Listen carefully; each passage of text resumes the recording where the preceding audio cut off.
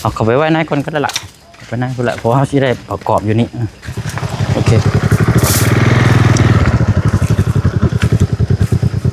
จอนั่นเพื่อเอาลักโตเตรียมมาแล้วลงมาจังไงเรามาประกอบแล้วมาพาไม้เราติดตั้ง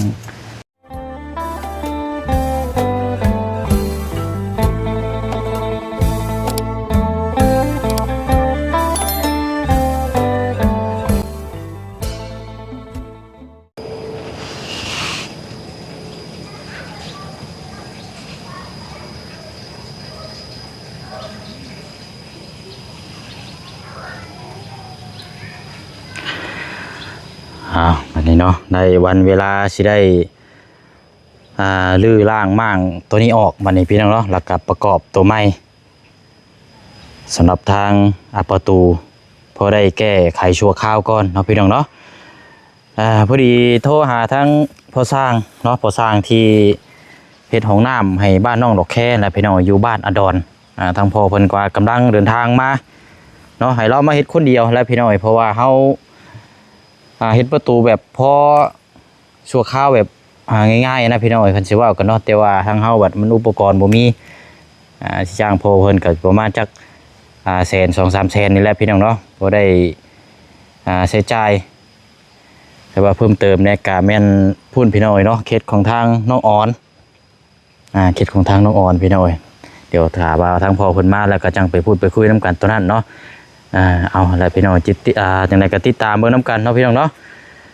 เดี๋ยวรอบางอันนี้ก่อนทางเจือมาก่อนสิได้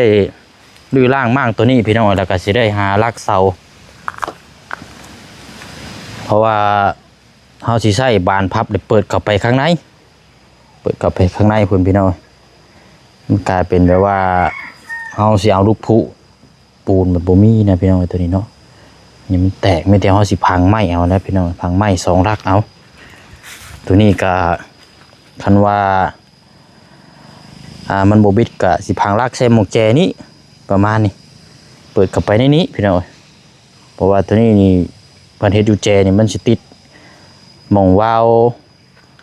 มิเตอร์น้ำพี่น้องเนาะตัวนี้แหละแต่ว่าเขาตัดไม้ก็ได้มันติดเสียเวลาแหละพี่น้องเนาะมีแต่ว่าเขาสิยับมาพี่พอได้แก้ไขเอาง่ายๆซะพอปิดน่องพลักนั่นแหละพี่น้องเนาะให้ใช้ตะข่ายแบบนี้แหละเอาอะไรเนาะเดี๋ยวเบิ่งน้ำกัน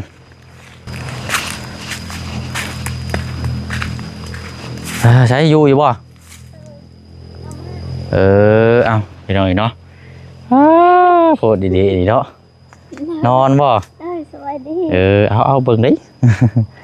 นอนบ่บ่าวน้อยเพิ่นน่ะนอนเนาะพอจังหวะบ่ได้ยินเสียงเนาะเอาพี่น้องเนาะกราบสบายดีและสวัสดีพ่อแม่พี่น้องเบิดสุขุสุคนนะพี่น้องเด้อเนาะพบเจอกันอีกคือเก่าคือเดิมพี่น้องเนาะครับช่องของทางพ่อน้องเปียวเนาะพี่น้องเนาะอยู่เขตของทางอาเจืองเนาะมื้อนี้ก็จะมาติดตามเวียกประตูตัวนี้ให้มันแล้วก่อนมื้อนี้พี่น้องเนาะตามทั้งพ่อสร้างได้เพิ่นกำลังออกมาถ้าว่าเราสิบ่ตัวพี่น้องเนาะถ้าว่าตัวก็แม่นเอาอีกแล้วพี่น้องเลื่อนไม้แล้วพี่น้องเนาะโทรหาอันกินนี่พี่น้องก็เข้ามาเนาะพอดีทั้งพ่อน้องเปียวก็ซื้อตะข่ายกับตะปูแล้วก็กับบานพับตัวล็อกนั่นแหละพี่น้องเนาะซื้อมาครบแล้วพี่น้องเดี๋ยวเจืองมาแล้วจังไปแบกออกมาแล้วก็จังเฮาสิมารื้อล่างมั่งตัวนี้ออกก่อนแล้วกลับไปดึงไม้ดึงหยังออกมาเบิ่งน้ำกันเนาะพี่น้องเนาะเอาอันนี้ก็จุดประสงค์ของทางใจดีเด้อเนาะอยู่ทางต่างประเทศนะพี่น้องเนาะก็ขอบใจทางน้ำละลายเนาะพี่น้องเนาะที่ได้มอบงานการให้ทางน้องเบิ่งดูแลให้เนาะยังไงก็เดี๋ยวติดตามรับชมเบิ่งน้ำกันเด้อเนาะไปเนาะเอาคือว่าฝนสิตกกับบ่ตกพี่น้องเอ้ยนะเนาะเดี๋ยวเบิ่งน้ำกันเอาทางเจืองเนาะเป็นยังไงมาแต่หึงแล้วบ่ตามนั้นแล้วตามที่ไอ้อันว่าไว้เมื่อวานนี้เพราะว่าจะให้ทางสร้างเป็นมาประกอบประดับประดาให้เพราะว่าเขาบ่มีคู่มือกำลังมาแต่บ้านอดอนเพื่อได้คำว่าเราบ่ตัวได้แต่โทรกินนี่ได้ก็ได้ว่า ตามที่นัดหมายกันได้ก็ได้ซื้ออันนี้มาโดยไปเอานี่ในรถก่อนมาไว้พี่น้องแล้วก็สิได้อันนี้แล้วอันว่ารักหัวนี่เฮานี่มีอยู่บ่จะว่านะโดยมีอยู่เพราะว่าสิได้เอารักหัว2รักแล้วไปหารักหัวไว้ก่อนอึ๊บตัวนี้แหละให้ประตูพี่น้อง4 เมตรกับประตูอันนี้จะปูกับนี่แหละกับบันพับเนาะไปกันแล้ว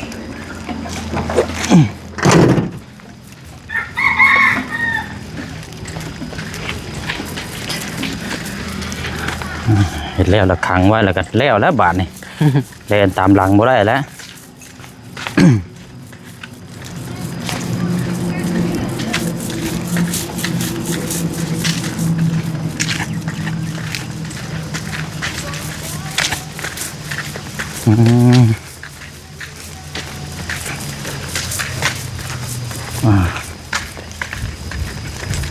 เดี๋ยวรอเคลียร์สถานที่ก่อนก็ได้เพื่อซ้ำเรามาเอาเข้าไปไว้ในก่อนก็ได้ละไปในก็ละเพราะว่าที่ได้ประกอบอยู่นี่โอเคไปเดี๋ยวเอารถเจ้าไปพูดก็ได้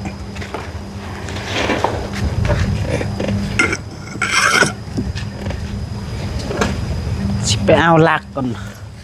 ชูใจลักอยู่เฮือนพ่อคันว่าไล่นั่นเอาลักไม่ยังบุงก็ได้คันมีเด้อมีบ่อันว่าที่กระเจ้าขูดเอายางเอายังเอาเปลือกมันไปขายนะยันบ่มีลักต้นนั้นแข็งคักได้ตัวนั้น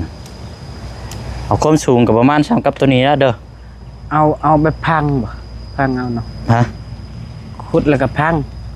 แม่นี่ได้นี่ขุดอย่างนี้ละเฮาพังเลยแหละให้เรามาเลยเราวัดแล้วเฮาจังอันนี้เบิ่งนำกันมาจาก2 ลักเพราะว่าตัวนี้นี่ก็ต้องพังคือกันละเพราะว่าลูกผู้นี่ยันบ่มีอย่างเป็นโจยันอันเสานี่มันแตกนะเอาพังลักเอาดีกว่าเสาลักไม้แล้วเอาบานพับตอกใช่นะมันจะง่ายแล้วก็ตัวนี้ก็ให้ติดกันเลยตอนนั้นก็บ่ให้ติดแต่ว่าเฮาพังลึกนิดจังน้อยอันลักมันอยู่เฮือนนั่นบ่เอาเป็นลักแกนสิใช้รถนี่บ่มานะนี่ได้ใช่ป่ะอันเดี๋ยวเอาชิ้นย่างดัดไปเบิ่งพุ่นเด้อเอาน้องฮักอันนี้เด้อเบิ่งนี่เด้อเอาไว้นี่แหละไปเอาใส่รถมาเนาะโอเคไปเอาไว้ก่อนตัวนี้เนี่ยบ่มีอยู่เนาะพังเลย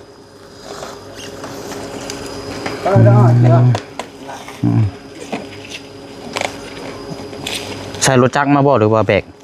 ใช้รถจักรป้าซะบ่แต่บ่ได้ก็แบกเอาเนาะ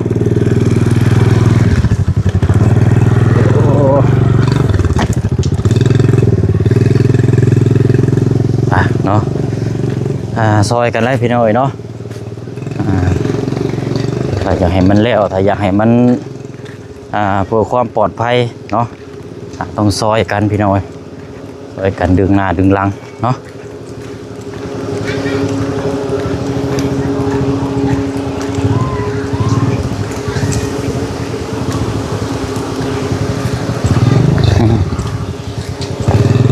ติดเลย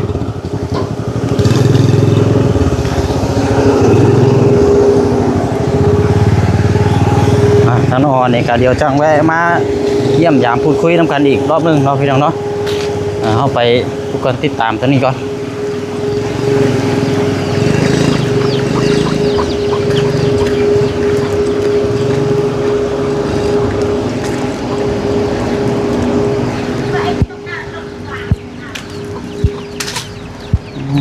อากาศ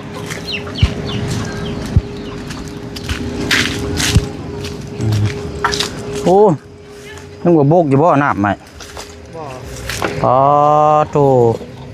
น้ำสางแบกมานั่นกะตายเลยน้ำโบกไปแล้วนี่เนาะเสียอะไรนี่มีน้ำใส่จำได้นี่เนาะมือช่องมือแล้วเป็นยังไหลเสียเนาะน้ำบ่มีมันอยากซดได้เนาะน้ำบ่ถึง เอาอันนั้นเนาะเจ้าใส่น้ำบาดาลน้ำสร้าง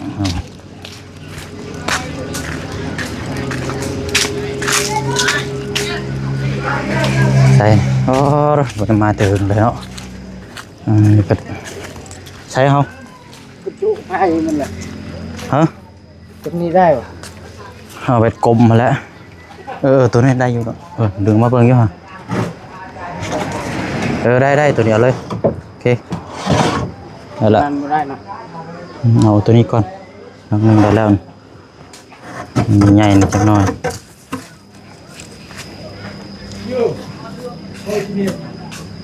ดักกี้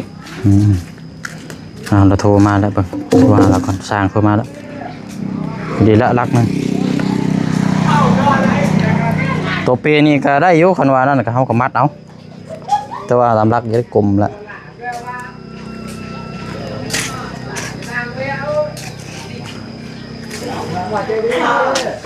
เอา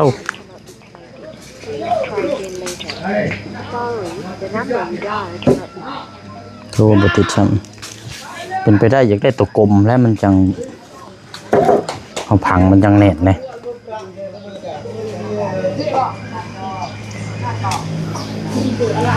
และหลังพอได้แก้ไขปิดใบแล้วพี่น้องอย่างหน่อยก็โบโลกเนาะมันสิเว้ากัน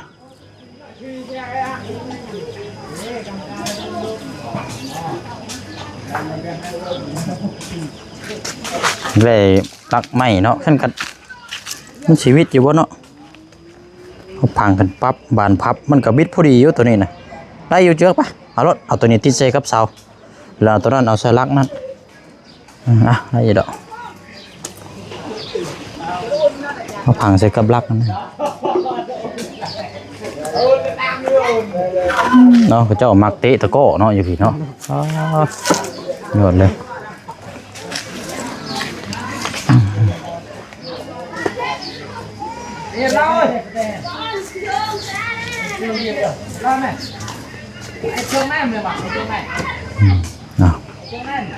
ได้บ่หาแนวมัดครับ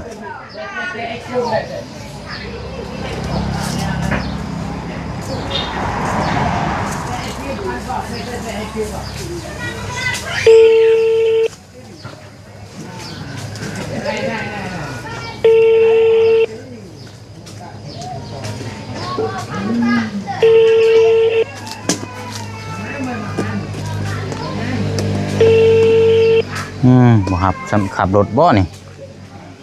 ใช่เรามาแล้วเราเปลี่ยนยางรถก่อนลูกค้านะครับเนอะอ๋ออยู่ใช้ก็อยู่บ้านพินดาพี่เปลี่ยนยางรถก่อนจะออกไปเลย โอเคอันอยู่ข้างเฮือนนี่เริ่มเข้ามามองเฮือนน้องสอนนี่ได้เดินตัวได้เลยเป็นไงเราจะมาฮอดเจ้าเวกเข้ามาได้รถเฮือนน้องสอนเนี่ยเจ้าฮู้อีดอกได้โดยโอเค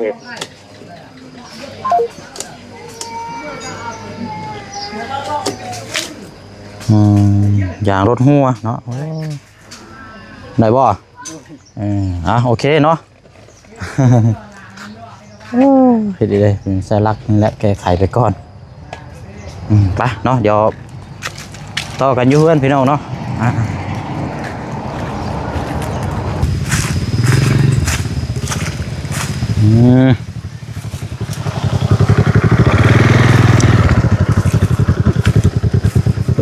จอ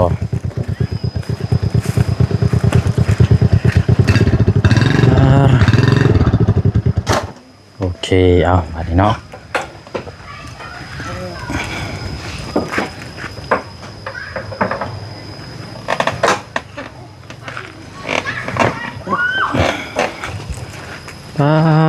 มีแต่คนนอน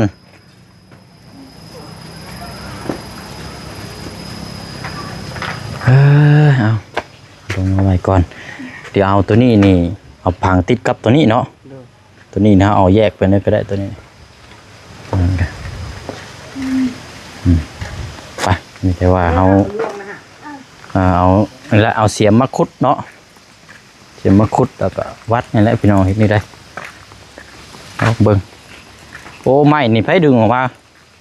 ของห้างบ่โ โอ้ดีเนาะคือแบบนี้นี่ตัวนี้ก็ได้นี่เชื่อตัวบ่ได้ก็ลากนี่ตัวนี้ใหญ่ดีกว่าตัวนั้นอีกนั่นก็ มันยาก ยาวได้ยังคักพวกเขาพังดมยังแน่นเลยมันบ่อันคันว่าโตที่ว่าตัวนั้นน่ะ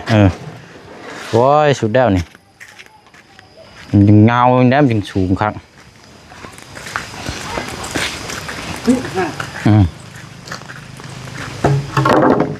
พังลักลงนี่มั่งรถได้ตัวนี้นี่ถอดออกไปเลี้ยงไว้พุ่นก่อน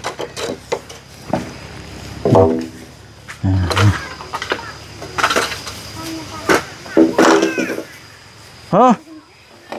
โอ้ตื่นแล้วบ่โอ้ระวังเลิกหัวแผลกำลังเศร้าแผลไหม้อีกแล้วฮะห้องกากแล้วเนาะตื่นเลย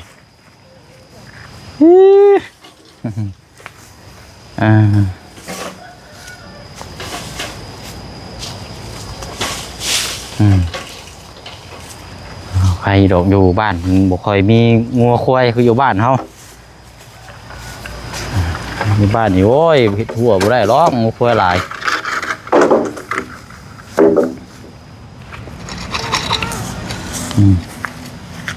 นี่แหละนี่เนาะมาสิเฮ็ดได้เดี๋ยวค่อยแก้ก็ได้บ่หรือว่าจังได้จะแก้ก็ได้ตอนนี้บ่ใช่ปัญหาหรอก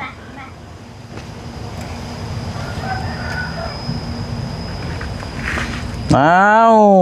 เรียดมาเลยโน่ตื่นสบายดีก่อน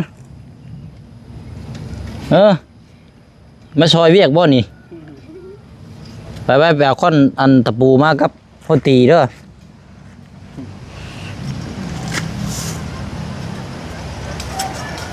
ซอยเวียกได้นี่ตัวกลมนี่ก็ยาวเติบอยู่บ่พังเสร็จตัวนี้แล้วนี่พังชนิดเปิดมานี่ตัวนี้ก็จังหาลักมาพังเสกนิดนึงฮอนแดดที่โต๊ะบ่นี่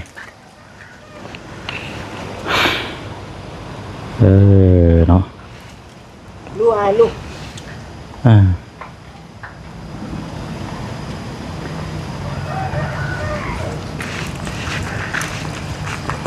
นี่ก็สิให้เราผ้าให้ได้พี่น้อง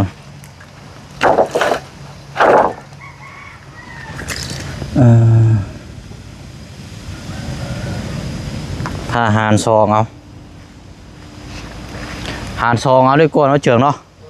คันว่าเฮ็ดอันเดียวนี่มันใหญ่โพดเนาะมันนักเดี๋ยวบานพับมันสิรุด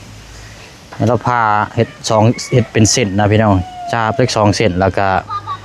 พอดีแล้วก็ตัดบัดนี่ตัดแล้วก็ประกอบตอกใส่แล้วก็ใส่กับตัวนี้กันมันเรียบร้อยแล้วแน่ตื่นมาได้ให้โดดโอ้ยไอ้มันคือเรื่องแล้วแบบนี้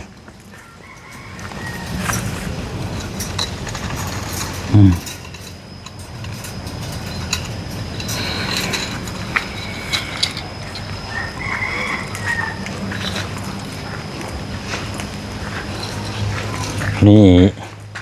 ซื้อมา4 เม็ดตัวนี้ดีแล้วพี่น้องประตูนี่ก็4 เม็ดแต่ว่าซื้อมา4 เม็ดพอดีเอาฮ้อนแล้วประกอบท่ายางรถเราหัวว่าซั่น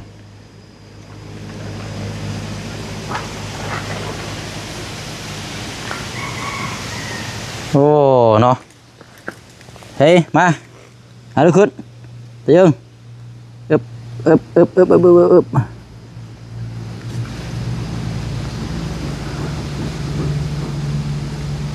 เฮ้ยลุกขึ้น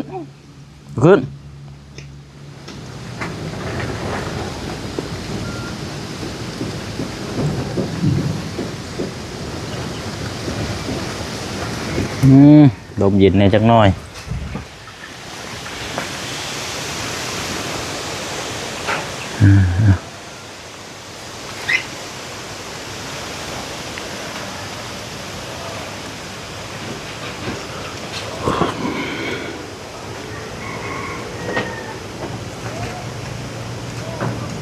ได้ปะ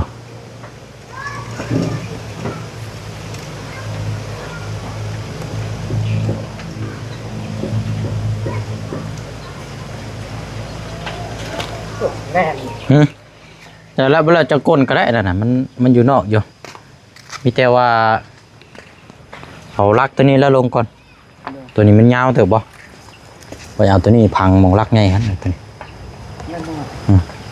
เอาเสียมขุดพังใส่น้ำกันเบิ่ง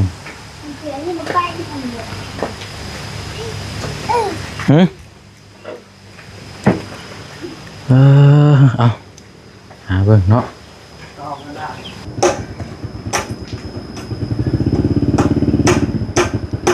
รับรอก่อนบอกรับรอพี่น้องเอ้ยนะแสนอกเพิ่นฟุดอยู่นี่แหละ นี่ลักเด้อแล้วตอนนั้นดึงไปได้หรือเปล่าฮะเดี๋ยวได้นี่พุดมองเชิงตัวนี้ละมองนี้รถเพราะว่าเปิดประตูเขาในเด้บานพับเขาในขุดเชิงลักตัวนี้ละแม่นนั่นแหละเลยรถเอาลักตัวเตรียมมาแล้วลงมาจังไงเรามาประกอบแล้วมาผ่าไม้เราติดตั้งเอาขุดตัวนี้ไว้ก่อน